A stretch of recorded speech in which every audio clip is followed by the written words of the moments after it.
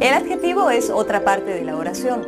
Como recordarás, cuando hablamos del artículo, dijimos que su uso aislado no significaba nada. Pues bien, con el adjetivo ocurre algo similar. Los adjetivos tienen por función calificar a los nombres o sustantivos, delimitando de un modo concreto sus significados. Por ejemplo, si digo árbol, quien me escucha podría imaginarse cualquier especie de árbol, cualquier tamaño o forma de árbol. En cambio, cuando le acompaña un adjetivo, por ejemplo, el gran árbol o el joven árbol, podemos observar que el extenso significado de la palabra árbol se ha convertido en una expresión más concreta, más específica. Por ello, el adjetivo tiene como función acompañar y modificar al nombre o sustantivo, y se dividen en dos clases. A la primera corresponden los adjetivos calificativos, que siempre expresan cualidades, estados, situaciones o actividades. Veamos algunos ejemplos en el orden en que los hemos mencionado.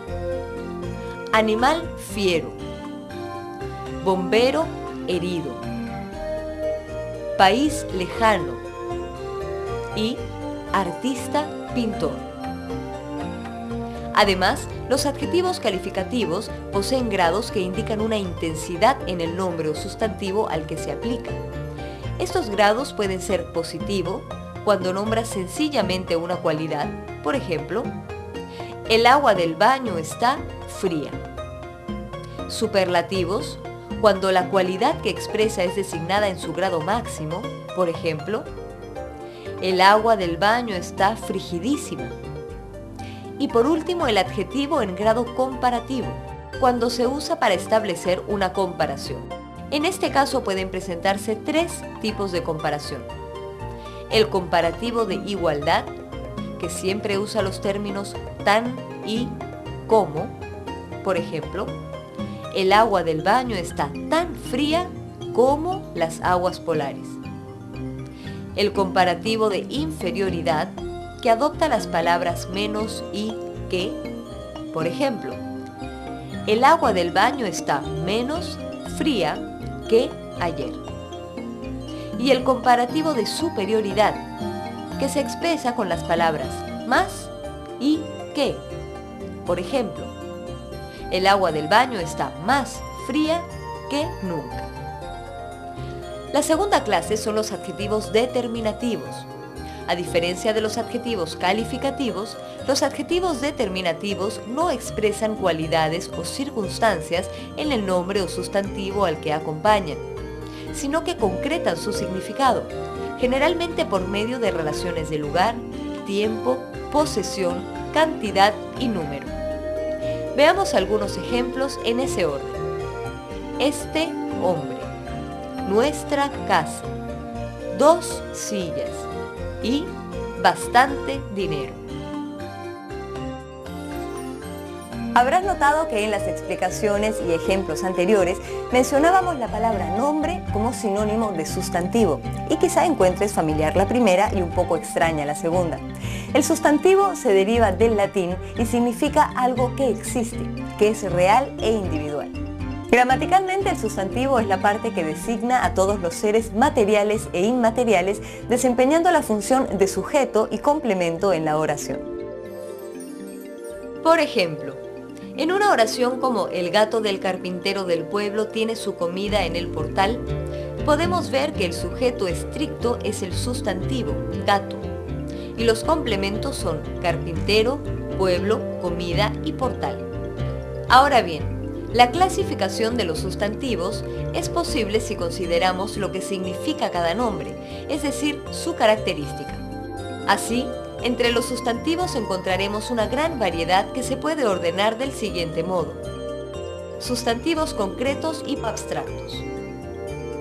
Concretos son los que se refieren a seres reales, percibidos por los sentidos, como hombre, mesa, libro.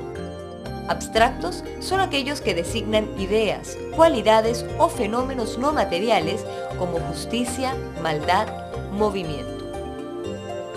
Sustantivos comunes y propios. Son comunes aquellos que forman parte de un grupo con cualidades y características compartidas, distinguiéndose de otros grupos, por ejemplo, gato, mujer, silla.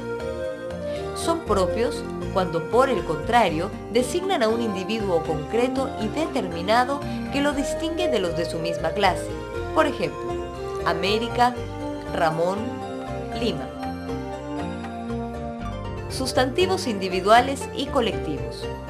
Son individuales cuando señalan a un solo ser o individuo dentro de su misma especie. Por ejemplo, árbol, pino, cerdo.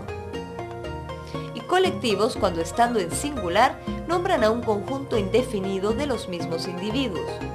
Tomando el ejemplo anterior tendríamos bosque, pinar, piara.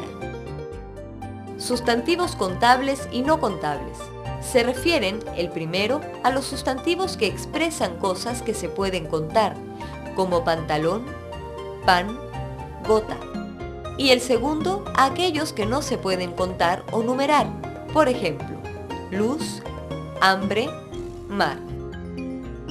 Patronímicos. Estos sustantivos son los nombres propios que expresan apellidos o nombres del padre y son en su mayoría derivados que llevan el sufijo as, es, is, os, us, como Díaz, Pérez, Ruiz. Pero en otros casos no son derivados, como Bolívar, Martí, Cortés. Primitivos, derivados y biderivados. Se refieren los primeros a aquellos que no son derivados, sino simples y representados por una sola palabra, como pan, leche, campana. Los derivados siempre provienen de un primitivo, como panadero, lechero, campanero. Y los últimos son aquellos derivados que provienen a su vez de otros derivados, por ejemplo, panadería, lechería, campanería. Compuestos y parasintéticos. Son compuestos cuando el sustantivo ha sido formado anteponiéndole una palabra o prefijo, como desorden, reponer, indecente, mientras que un sustantivo parasintético se forma incluyendo el prefijo y una palabra al final o sufijo. Así tenemos como ejemplo de sustantivos parasintéticos las palabras reverdecer, pordiosero, vicesecretariado. Aumentativos. Estos sustantivos expresan aumento o gran tamaño, para lo cual se emplean los sufijos on, oso, ote. Por ejemplo, cabezón, gatazo, animalote. Diminutivos. Son aquellos sustantivos que indican disminución o pequeñez y, como los anteriores, usan también sufijos, principalmente ito, illo, huelo. Por ejemplo, perrito, palillo, chicuelo. Despectivos. Son los sustantivos que expresan burla o sorna, como poetastro, madrastra, calducho. Numerales.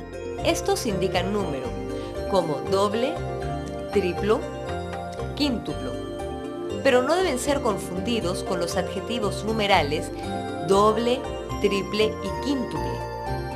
Y por último están los sustantivos epicenos, que designan seres vivientes y ambigüedad en el sexo.